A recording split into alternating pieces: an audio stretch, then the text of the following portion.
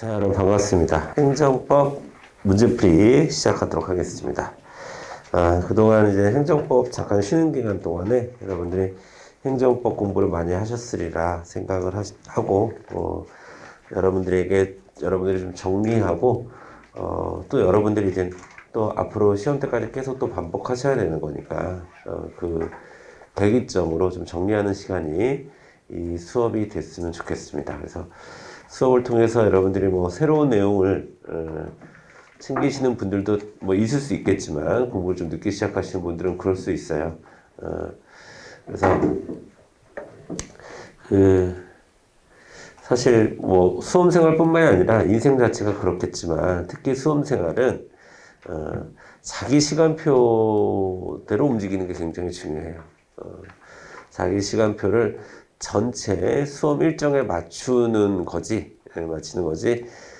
내가 언제 시작했고, 또 어떤 단계에 있고, 이런 것을 자기 시간표를 그러니까 자기 시간표를 갖는다는 것에 대해서 여러분들이 좀 헷갈리시면 안 돼요. 자기 시간표를 갖는다는 것은 나에게 맞춘다는 뜻이 아니라, 시험에 맞추는 나의 시간표가 있어야 된다는 거예요. 그러니까, 그럴 때 제일 중요한 것은 비교하면 안 됩니다.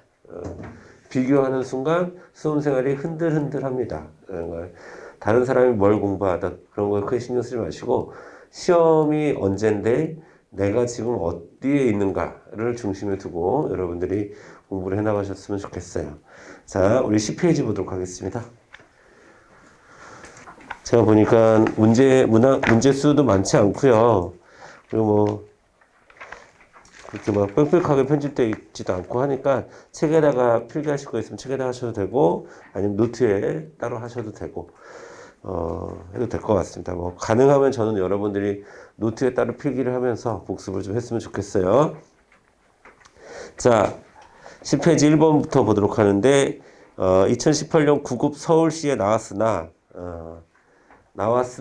아주 가끔 우연히까지는 아니고, 오랜만에 나온 거라서 여기가 시험에 많이 출제되는 포인트라고 말씀드릴 수는 없습니다.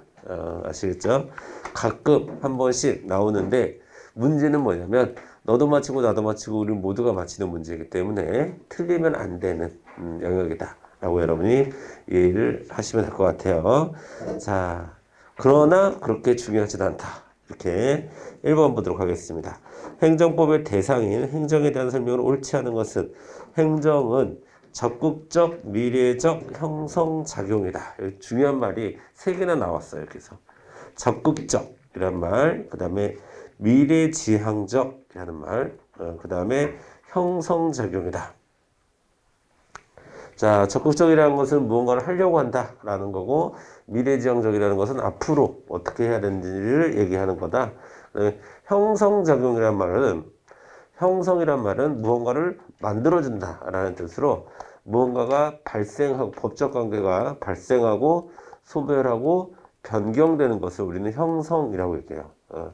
그것 자체로 형성적이다라고 하면, 그것 자체로 별다른 행위 없이도 무언가 법적 관계가 만들어진 것이다. 이런 뜻을 여러분이 이해를 하시면 될 것 같습니다. 자, 네, 1번부터 볼까요? 그런데 우리가 시험을 보면서 좀 주의해서 구별을 해줘야 될 게 있어요. 우리가 상권 분립에서 상권이 뭐죠? 행정, 입법, 사법 이렇게 됐죠. 근데 입법은 별로 중요하지 않고 행정과 사법은 비교해 줘야 돼요. 행정과 사법. 행정은 적극적 작용이고, 반면에 사법은 소극적 작용이다 라고 표현했습니다. 그리고 행정이라고 하는 것은 능동적 작용이다 라는 표현도 쓰고요. 이거는 수동적 작용이다. 우리가 사법은 뭔가 고소가 있어야 하는 거지, 법원에서 알아서 일로와 내가 해결해 줄게 이러진 않죠. 그 다음에 이거는 미래지향적이고, 이거는 과거에 있었던 사실에 대한 판단을 내리는 거죠. 그래서 과거지향적이다 이렇게 표현할 수 있습니다. 그래서 행정과 사법을 이렇게 상대적 표현이 가능하다. 이 두 가지는 요걸 알아두는 게 중요해요. 1번에서는. 자, 2번 갑니다. 국가행정과 자치행정은 그쵸. 누가 국가가 하느냐, 지방정부가 하느냐에 따라서 행정을 구분하는 것이다. 맞고요. 그 다음에 3번 보겠습니다.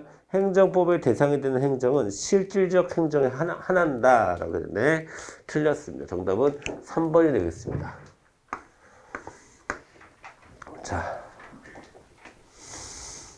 여러분 실질적 의미의 행정과 형식적, 자, 형식은 뭐예요? 형식적이냐 실질이냐를 판단할 때 형식은 뭐예요, 여러분? 누가 했는가를 보는 겁니다. 누가 했는가. 누가 했는가. 그 다음에 실질은 무엇을 했는가를 보는 거예요. 무엇을 했는가. 그럼 여러분 보세요. 실질적 행정이라고 하는 것은, 그러니까 형식적 행정을 얘기해 볼게. 형식적 행정이라고 하는 것은 행정부가 했으나 그 행위가 행정이라고 보기 어려운 것들을 우리가 형식적 행정이라고 부를 수 있겠죠. 다시. 형식적 행정이라고 하는 것은 행정부가 했으나 그 행위 자체가 행정이라고 보기 어려운 것들이 있어요. 대표적으로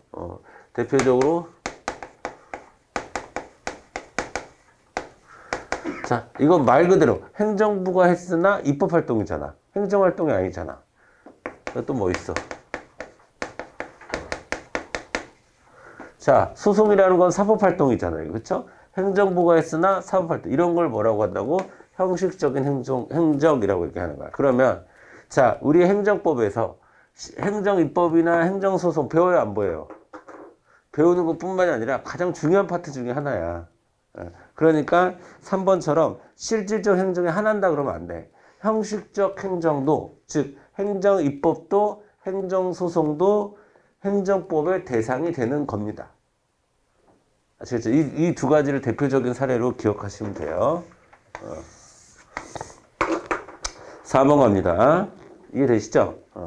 4번 행정은 그 법 형식을 기준으로 해서 맞아요. 공법 형식의 행정. 그래서 우리가 공법이 적용되는 행정이 있고, 그래서 우리가 이제 공법관계, 사법관계 이런 거 구분하고, 그치? 민사소송을 가는지, 혹은 당사자 소송, 항고소송, 어떤 소송으로 가는지를 따지게 되는 거죠. 법적 관계에 따라서. 그러니까 4번도 맞는 얘기입니다. 자, 2번 갑니다. 2번. 자, 다음 중 실질적 의미의 행정에 속하는 형식적 의미의 실질적 의미의 행정에는 속하지만 형식적 의미에서 행정이 아닌 것은 이라고 되어 있어요. 그러면 저 같으면 지금 여기서는 다 실질적 의미에서는 자, 실질적 의미의 행정에는 속하나 형식적 의미의 행정이 아닌 것은 이라고 되는데, 그러면 여기서는 일단은 다 형식적 의미에서의 행정이겠죠. 한 가지는만 빼고. 다시 문제가, 자, 문제가 뭐를 물어보는 거냐면 다음 중 형식적 의미의 행정이 아닌 것은, 이거랑 똑같은 문제잖아. 다음 중 형식적 의미의 행정이 아닌 것은, 다만 그 형식적 의미의 행정이 실질적 의미에 속하는다라는 거죠. 자, 볼게요. 그러니까 두 가지 조건이 충족돼야 되는 건 아니냐. 그러니까 지금 여기서 묻고 있는 것은 형식적 의미의 행정이 아닌 것은을 묻고 있는 거예요, 사실은. 그렇죠? 맞아요? 그러면은 일단 대통령 행정이죠. 행정심판의 재결, 행정심판위원회가 하니까 행정이죠. 국회 사무총장 입법이죠. 입법부잖아, 국회. 정답 2번이겠네. 형식적 의미 행정이 아닌 것은 2번. 그 다음 지방공무원, 당연히 지방공무원 행정이죠. 정답 2번. 자, 볼게요. 자, 그러면 1번은 우리는 뭐라고 얘기할 수 있습니까? 대통령의 재결이라고 되어 있습니다. 자, 죄송합니다. 대통령령의 제정이라고 되어 있어요. 그러면 형식적 행정, 실질적 입법. 자, 그 다음에 국회 사무총장의 직원 임명. 국회 사무총장이니까 형식적 입법. 자, 직원 임명, 고유의 행정활동이죠, 이것도. 그쵸? 그 다음에 실질적으로는 행정. 그래서 정답은 2번. 3번 볼까? 행정심판의 재결. 당연히 형식적 행정. 실질적 사법. 자, 4번. 지방공무원 임명. 이거는 형행 실행이겠네. 돼요? 자, 어렵지 않아요. 뭐만 보면 돼? 이것만 보면 돼. 누가 했느냐? 무엇을 했느냐? 이것만 구별하면 되는 아주 쉬운 문제였습니다.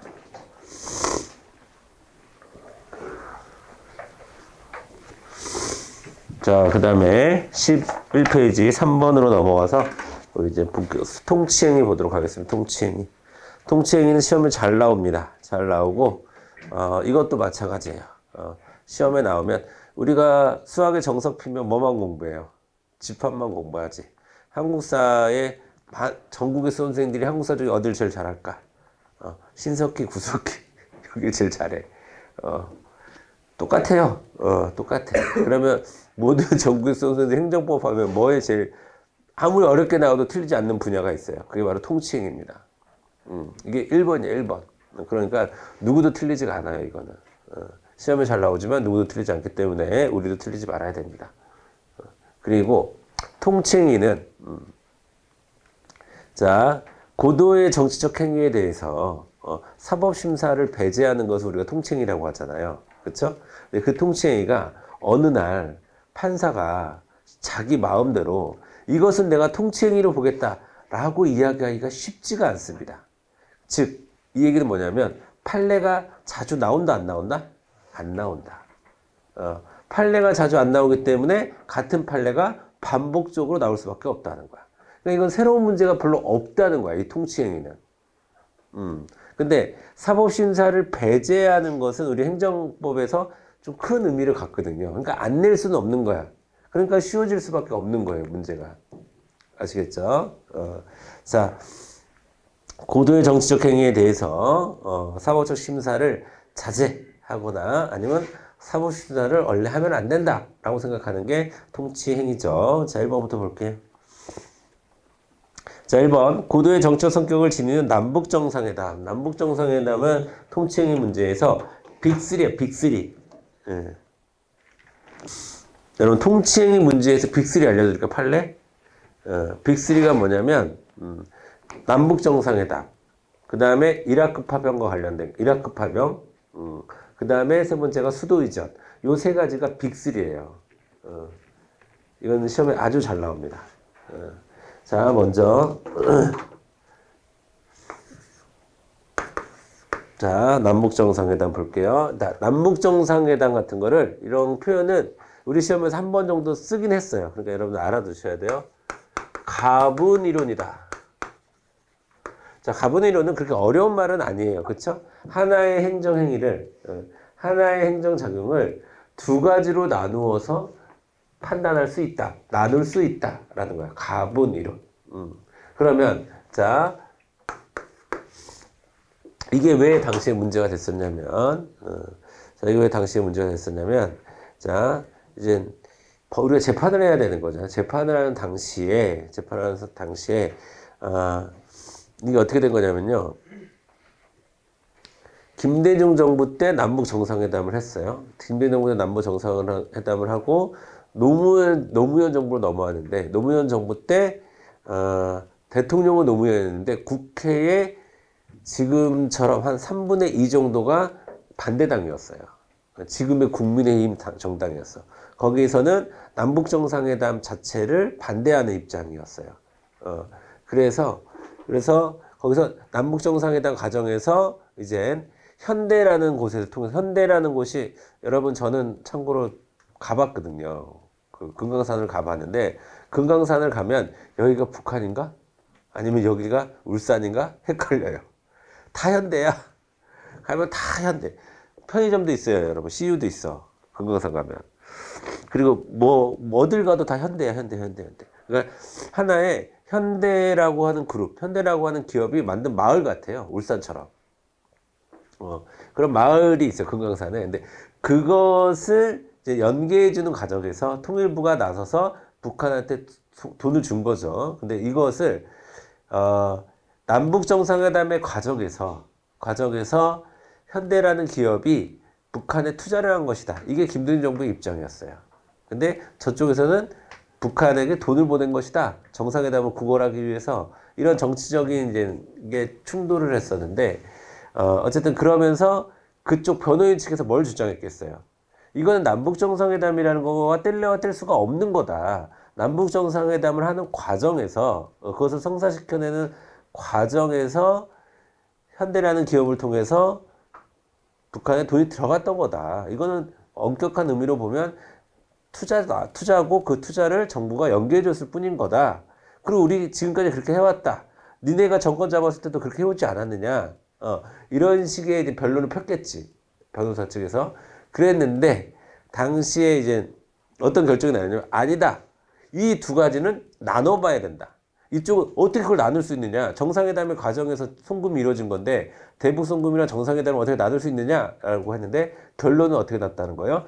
나눌 수 있다라고 난 거예요. 그래서 그때부터 가분이론 이런 게 이제 말이 생겨난 거예요. 그래서 두 가지를 나눌 수 있다는 거야. 정상회담 자체하고 대북 송금하고는 나눌 수 있다는 거야. 근데 결정적으로 어떻게 했을까? 뭐 대북 송금 사법심사 가능해서 사법심사 나가서 감옥 갔어요. 감옥 갔어. 근데 거기서 결정타를 매겼던 게 뭐냐면 통일부에 신고하지 않았다 이거예요. 통일부가 북한 측에 송금할 때 정부에 신고를 하지 않았다 이거예요. 승인을 받지 않았다. 이게 이제 결정적인 스모킹건이 돼서 당시 이런 게 있었어요. 근데 뭐 여러분 거기까지는 알 필요는 없고요. 자, 그래서 이거는 통치행위성 인정했다 안 했다? 이건 이건 누가 봐도 통치행위예요. 이 세상 어딜 가도 이건 통치행위야. 분단된 국가에서 남과 북의 정상이 만난 거. 이게 통치행위가 아니죠? 그러면 김대중은 간첩으로 바로 구속이야. 국가보안법이 있기 때문에. 근데 이걸 통치행위라고 인정 안 해야 할 수가 없어. 근데 이건 통치행위라고 인정했는데, 그러니까 이것도 당연히 통치행위로 봐야 된다라는 주장이 이제 당시 DDA 정부 또 인사들의 주장이었다고 한다면, 아니다라고 해서 결국 아니다가 돼서 이거는 통치행위 아니다 이렇게 여러분이 정리하시면 돼요.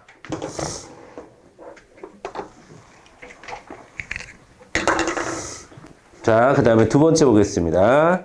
자, 기본권 보장의 최후 보루인 법원으로서는 사법심사권을 행사함으로 인해서 대통령의 긴급 조치권 행사로 인하여 우리나라의 헌법의 기본 이념인 자유민주적인 기본 질서 밑줄 긋게요. 자유민주주의적 기본 질서 부정되는 사태가 발생하지 않도록 그 책무를 다해야 한다.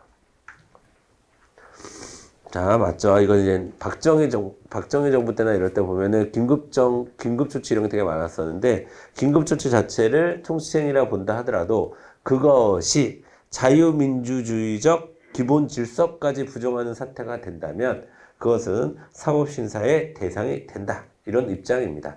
그래서 여러분, 사법심사의 대상이 된다. 라고 얘기할 때, 자, 세 가지를 얘기합니다. 세 가지. 하나, 제일 많이 얘기하는 게,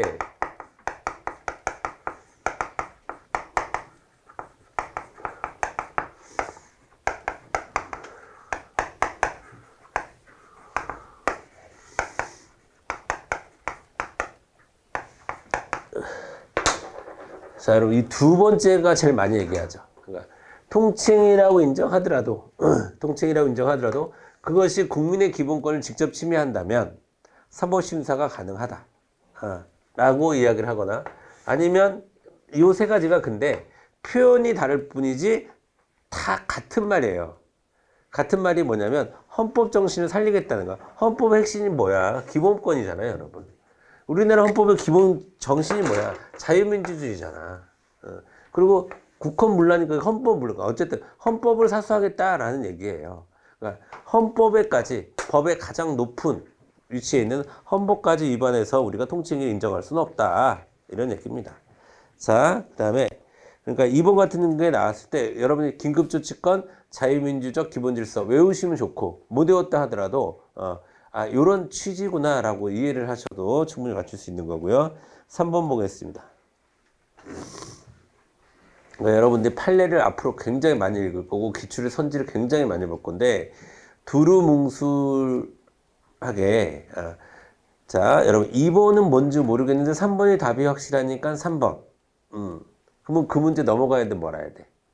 안 되는 거예요. 여러분 다른 과목도 마찬가지겠지만 특히나 행정법은 특히 법 과목은 선지 하나가 하나의 문제다라고 인식하고 그 선지가 이해가 안 되면 그 선지를 어쨌든 이해하고 넘어가야 돼요.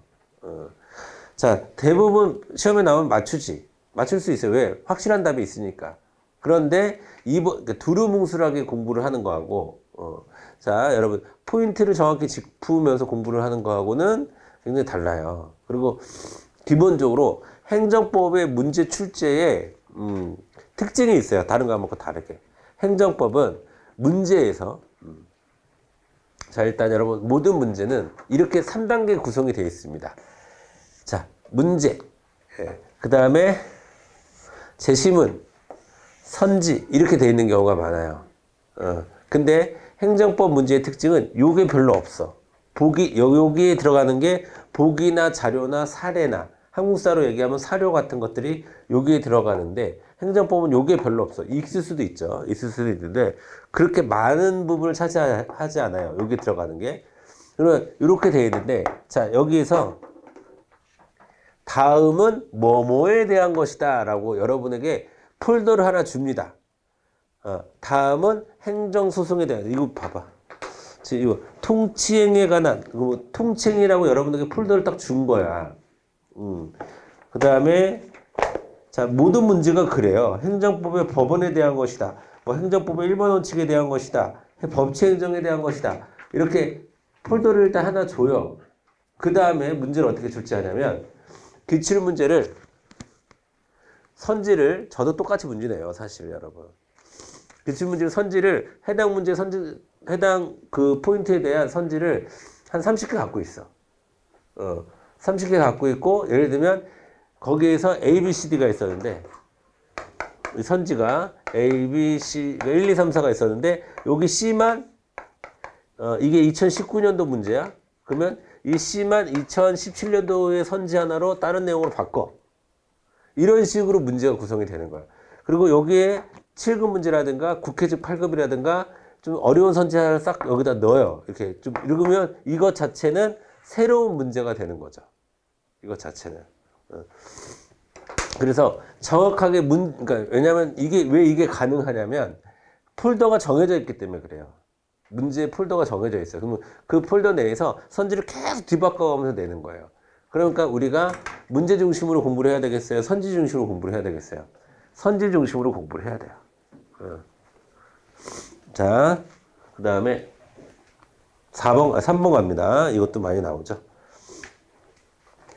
자, 신행정수도 건설 이전과 수도 이전 문제는 고도의 정책 결단을 요하므로 사법심사의 대상에서 제외되고, 그만 읽어야 되죠. 사법심사의 대상에서 제외되지 않습니다. 자, 일단 3번 행정수도.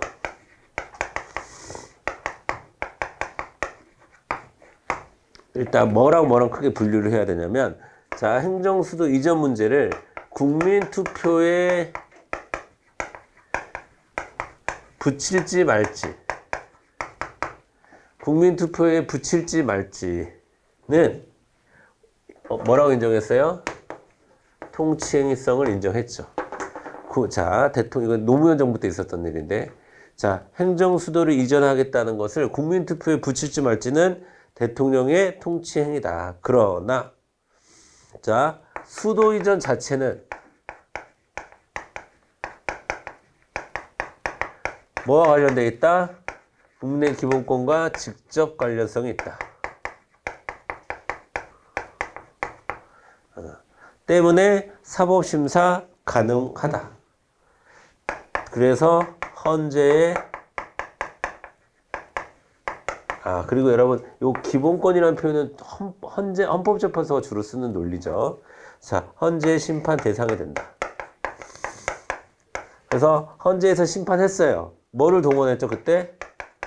관습헌법을 동원해서, 자, 대한민국의 수도는 서울이다 라는 것은 관습헌법이다. 당시 국민들이 그걸 처음 알았다고 그랬죠. 그래서 관습헌법이다 라는 논리를 적용해서 위헌 판결을 냈습니다.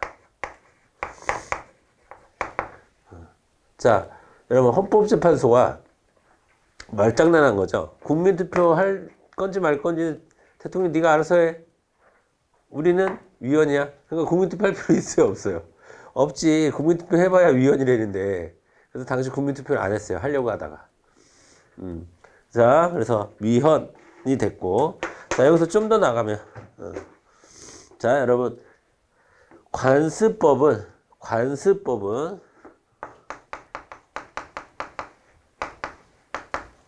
원칙이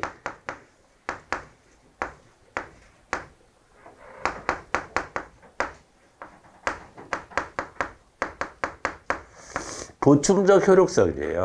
그러니까 성문법을 보충하는 기능만 하는 게 관습법입니다. 그런데 이 수도이전 판례에서 수도이전을 하면서 관습헌법이라는 것 때문에 위헌이다 라고 나왔기 때문에 이거는 이 수도이전 판례는 대등적 효력서를 주장한 관습법의 대등적 효력서 또는 이것을 동의설이라고 합니다. 자, 여기서 입각한 판례다 라고 해서 시험에 나올 수도 있습니다. 관습법도 넓은 의미에서 우리의 법원에 속하니까, 행정법의 법원에 속하니까요. 자, 그 다음에 정답은 그러니까 3번. 고도의 정치적 결단을 요하긴 하지만 사법심사의 대상이라고 받고 헌법재판소에서 위헌 판정을 내렸다. 자, 됐습니다. 그때 논리로 삼았던 게 이거예요. 기본권 관련성. 자, 4번 보겠습니다. 그러니까 3번 틀렸어요. 4번. 자, 외국군에 대한 이거 아까 얘기했던 이라크 빅3가 다 나왔네요. 여기서. 빅3가 다 나왔어요. 자, 그 다음에, 자, 여러분, 통칭의를 긍정하는 학설이 뭐가 있어요?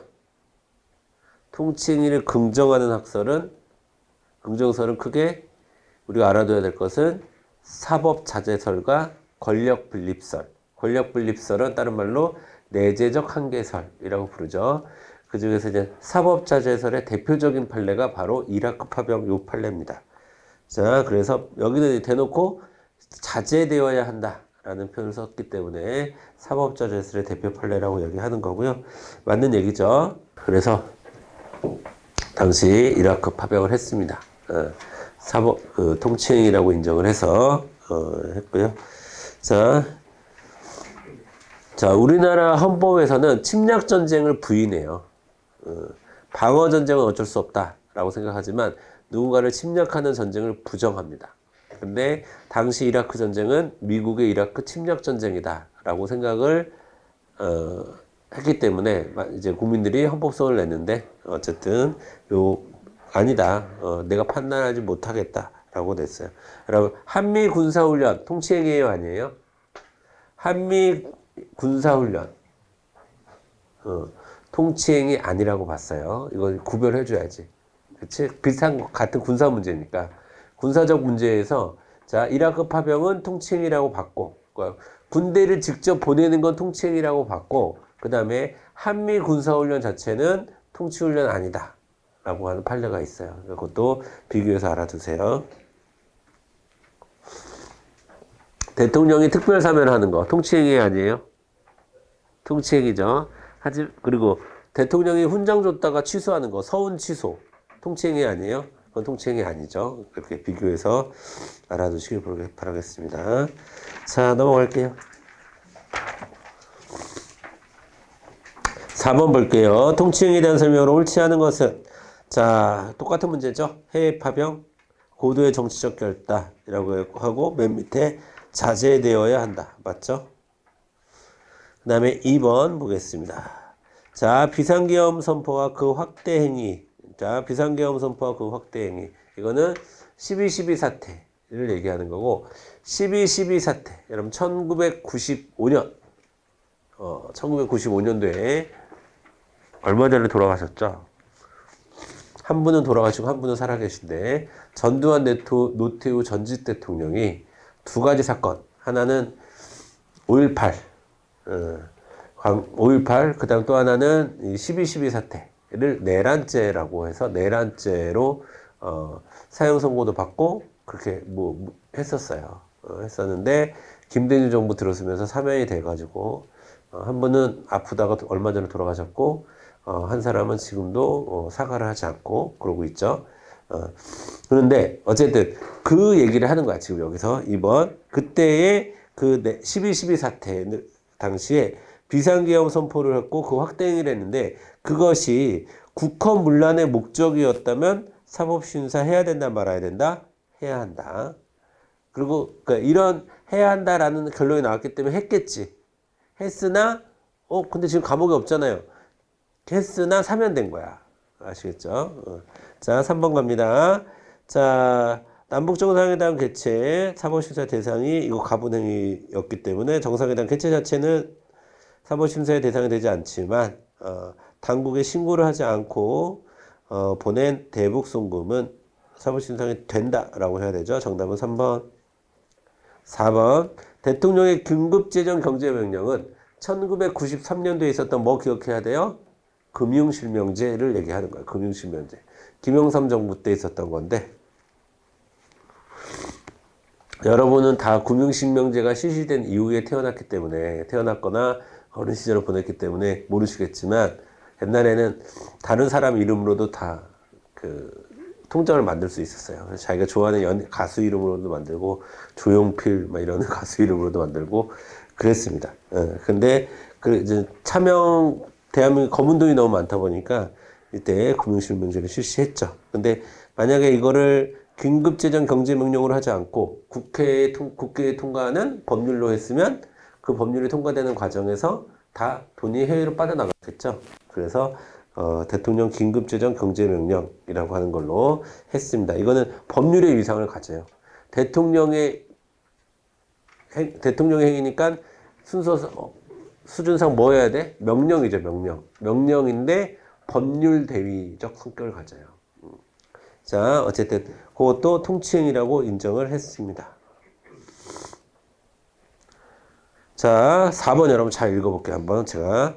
대통령의 긴급재정 경제명령은 고도의 정책 결단에 의해 발동하는 이른바 통치행위에 속하지만 오케이. 자, 그것이 국민의 기본권 침해와 직접 관련된 경우에는 헌법재판소의 심판 대상이 된다. 맞아요? 맞아. 그러니까 기본권 침해와 관련해서 아까 제가 뭐 얘기할 때? 기본권 침해 뭐 얘기할 때 얘기했었죠? 행정수도 얘기할 때 얘기했었죠. 그 다음에 또 여기서도 나오는데 그러니까 여기서는 뭐냐면 기본권 침해와 연결될 때는 헌법재판소 심판 대상이 된다라고 얘기했는데 이렇게 했는데 자 이거는 금융실명제는 실시가 됐잖아. 이건 뭐냐면 했으나 기본권을 침해하지 않는다고 판단을 한 거지. 다시 기본권 침해를 하게 되면 헌법재판소의 심판 대상이 된다. 맞아요. 심판 대상이 되는데 이거는 아까 제가 얘기했던 이유로 어느 날 갑자기 새벽같이 일을 처리하지 않으면 안 되는 특별한 사유가 있기 때문에 국민의 기본권을 침해하지 않는다. 그리고 국민의 기본권이 차명계좌를 가져야 되는 게 국민의 기본권은 아니잖아요. 재산권이 국민의 기본권이지. 자, 그래서 4번 잘 이해를 하시고 5번 갑니다. 통치행위. 자, 1번 똑같은 선지죠. 이런 식으로 문제가 나온다라는 거예요.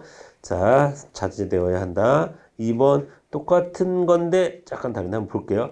신행정수도 건설이나 수도 이전의 문제를 국민투표에 붙일지 여부에 관한 대통령의 의사결정이 사법심사의 대상이 될 경우 위 의사결정은 고도의 정치적 결단을 요하는 문제여서 사법심사를 자제함이 바람직하다고 할 수 있다.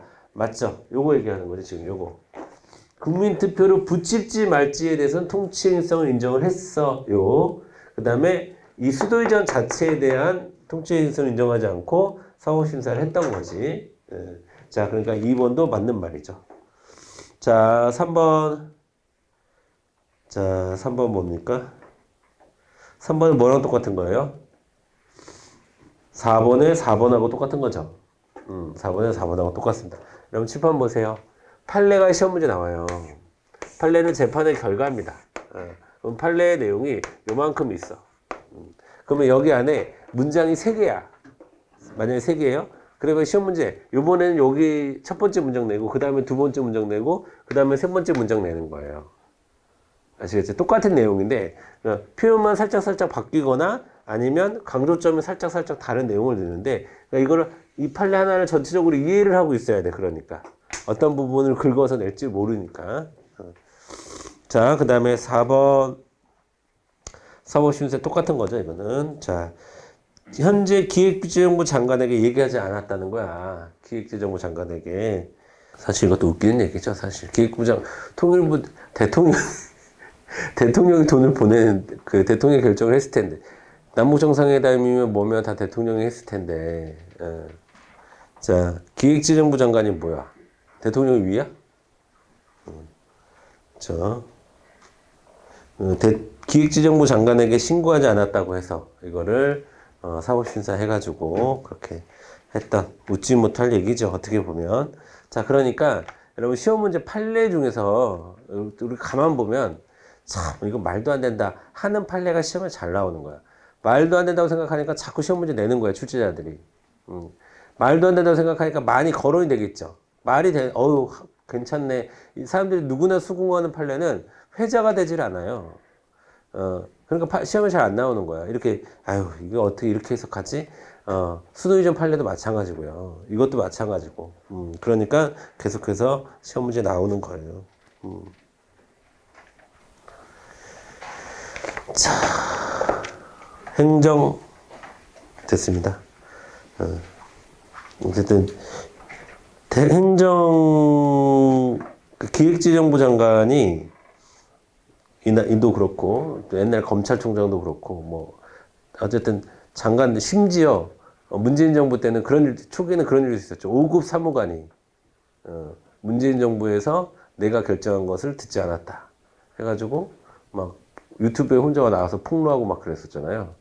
뭔가 막 그러니까 거꾸로 간다는 느낌이 드는 거예요. 행정부의 최고 권력은 대통령이에요. 대통령이 의사결정하면 끝나는 거야. 근데 대통령이 의사결정하는 과정에서 기획재정부의 말을 안 들었다라고 5급 사무관이 폭로를 해. 근데 그거를 근데 언론에 다 실어줘. 근데 저는 그런 거 보면 아니 이게 어떻게 기사가 되지? 5급 사무관이 행정고시 봐가지고 사무관 된 지 얼마 안 된 친구더라고 보니까. 그러니까 걔가 자기가 회의에서 들은 얘기하고 청와대에서 결정된 내용은 달라.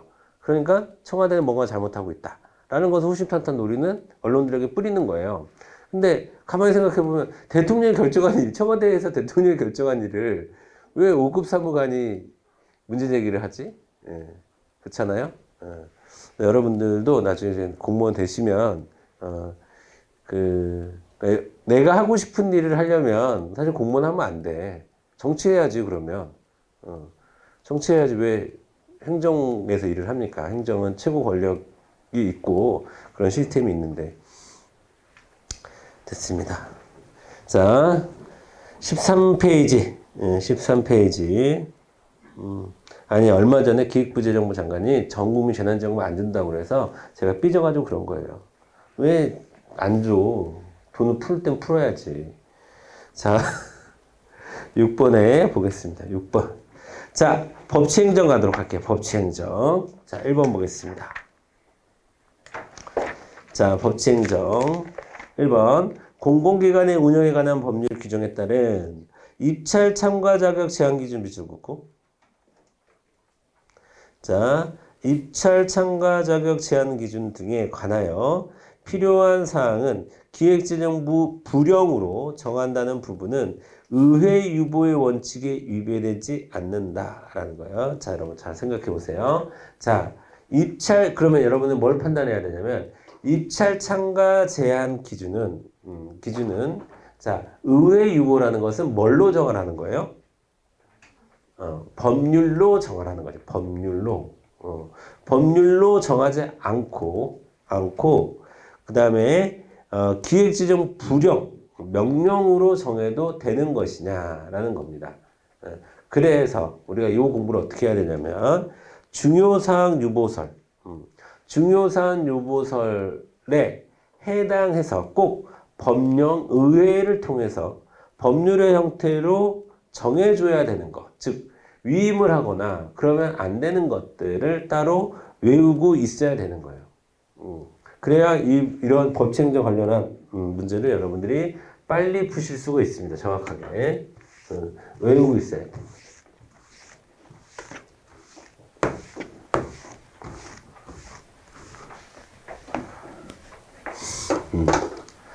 자, 가장 대표적인 것은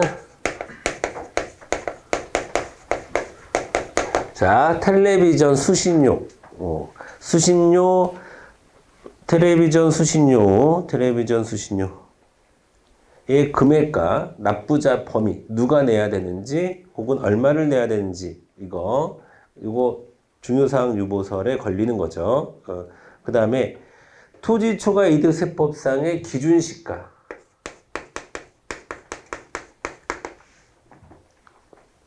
그 다음에 납세 의무 신고를 불이행했을 때 받게 되는 불이익.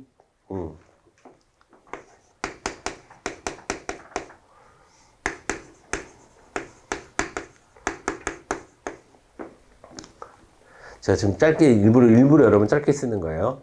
그래야 여러분들도 계속 압축해서 기억을 하시니까. 그 다음에 사병을 얘기하는 거야. 군인들 복무기가 굉장히 중요하죠. 그 다음에 토지 등 소유자의 이제 뭔가를 하기 위해서는 동의를 받아야 되거든. 그 동의 정족수, 토지 동의 정족수. 그 다음에 의무교육 실시 여부, 의무교육. 자, 실시 여부예요. 실시 여부. 자, 의무교육을 위탁할 거냐 말 거냐, 뭐 시기를 언제로 할 거냐, 범위를 어떻게 할 거냐 이런 건 아니고 딱 의무교육을 실시할 거냐 말 거냐를 얘기하는 거야. 그다음 지방의회 유급보좌 인력. 국민 세금 나가는 거죠. 유급보좌 인력을 몇 명으로 둘 거냐. 자, 요거 말고도 뭐 두세 가지 더 있는데 여러분 요 정도까지만 기억해 주시면 될 것 같아요. 자, 그러니까 요것을 알고 있어야 이렇게 이것을 알고 있어야 입찰 참가 자격 제한 기준은 중요사항 유보설 할 때 공부하지 않았었는데 거기에 들어가는 게 아닌데를 알아야 의회 유보 원칙에 만약에 이거를 불용으로 만약 여기 정한 건데 이걸 불용으로 정하라고 해. 여기 들어가 있는 건데 그러면 틀린 거지. 근데 그런 거 아니면 불용으로 정할 수 있지. 이렇게 여러분 보시면 돼요. 아시겠죠? 그 다음에 2번 갑니다. 개인 택시기사가 음주운전 사고로 사망한 경우 음주운전이 운전면허 취소 사유로만 규정되어 있으므로 관할 관청은 당해 음주운전 사고를 이유로 개인 택시 운송사업 면허를 바로 취소할 수는 없다라고 했는데, 자, 이것도 맞는 말이에요. 그러니까 여러분 어디에다가 포인트를 둬야 돼? 운전면허 취소 사유냐, 개인 택시 운송사업 면허, 여러분 운전면허하고 운송사업 면허하고는 다른 거예요. 운전면허는 운전을 할 수 있게 해주는 거고 운송사업 면허는 그걸로 사업할 수 있게 해주는 거잖아요. 그러니까 두 개는 다른 거다라는 거 알아두시고, 그 다음에 3번 복종 의무가 있는 군인은 상관의 지시와 명령에 대하여 재판 청구권을 행사하기 이전에 군인 복무규율에 규정된 내부적 절차를 거쳐야 한다라고 되는데, 자, 3번이 틀렸습니다. 자, 여러분 잘 보세요. 재판 청구권. 우리가 헌법상 기본권이 있어요. 헌법상 기본권. 헌법상 기본권은 굉장히 중요한 거라서 그 누구도 침범하면 안 돼. 예. 자, 근데 여러분들이 헌법상 기본권을 다 외우죠? 자, 인간의 존엄성과 행복 추구권, 자유권, 평등권, 참정권, 청구권, 사회권 이런 것들이 있어요. 근데 그 중에서 청구권 있잖아요. 청구권. 청구권 중에 가장 대표적이고 제일 중요한 게 뭐예요? 우리가 기본권을, 국민들의 기본권을 실현하기 위해서 꼭 필요한 청구권은 뭘까요? 재판 청구권이에요. 청구권 중에서 제일 중요한 건 재판 청구권. 두 글자로 뭐라 한다? 소권이라고 한다. 소권. 그래서 이거는 개인과 개인의 협약 형식으로 소권을 포기할 수는 없어요. 아주 중요한 공권입니다. 소권은. 청구권. 자, 근데 그 재판 청구권은 때문에 아주 중요하다는 얘기는 누구라도 행사할 수 있어야 된다라는 거예요. 근데 재판을 청구하기 전에 자, 내부적인 절차를 거쳐야 한다라는 말은 그러니까 말 자체가 상식적으로 성립되지 않는다는 거예요. 자, 그리고 우리 판례에 보면 복종 의무가 있는 군인이 상관의 지시와 명령에 대해서 재판 청구 행사 군인 복무 규율에 규정된 내부적 절차. 자, 이 내부적 절차는 이 사람에게 지금 뭐 하는 거예요? 건의 절차에 불과한 겁니다. 건의 절차.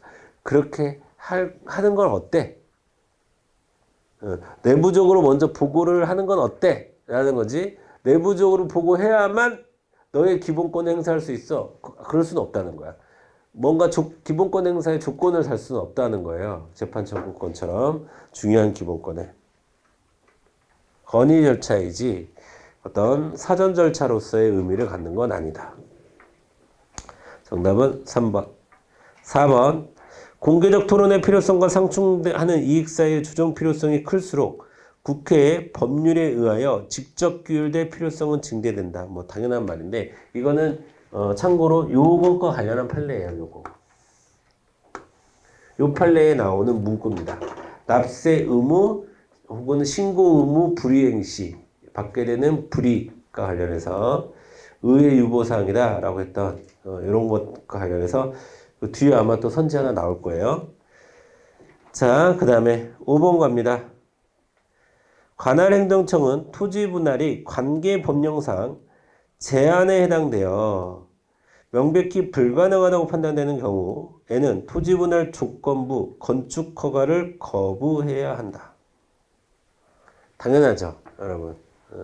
자, 이게 뭔 말이에요? 이행 가능성도 없는 조건을 붙일 순 없다라는 거예요. 자, 그래서 여기서 이제 건축 허가를 거부해야 된다. 라는 얘기는 무슨 얘기냐면 건축 허가를 거부하라는 얘기가 아니라 토지 분할을 못 하는데 토지 분할이 불가능한데 다른 법령에 의해서 어차피 토지 분할 못 할 건데 토지 분할을 전제로 토지 분할을 조건으로 건축 허가를 하는 것은 국민들에게 약 올리는 거잖아요. 그래서 이행할 수 없는 조건을 붙일 수 없다. 조건은 우리가 부관이라고 흔히 얘기하는데 이 부관은 이행할 수 있어야 돼요. 자, 그러니까 예를 들면 그냥 친구한테 야, 돈 좀 꺼줘. 그러면 내가 로또에 당첨되면 꺼줄게. 열받지? 그냥 됐어, 나 돈 없어. 그러면 되는 거지. 가능하지 않은 일을 조건으로 얘기하는 건 안 된다. 그런 얘기입니다. 개인과 친구 사이에서도 열받는데 국가가 그러면 얼마나 열받겠어요. 그죠? 자, 그 다음에 잠깐 쉬었다가 7번서부터 다시 나오도록 하겠습니다.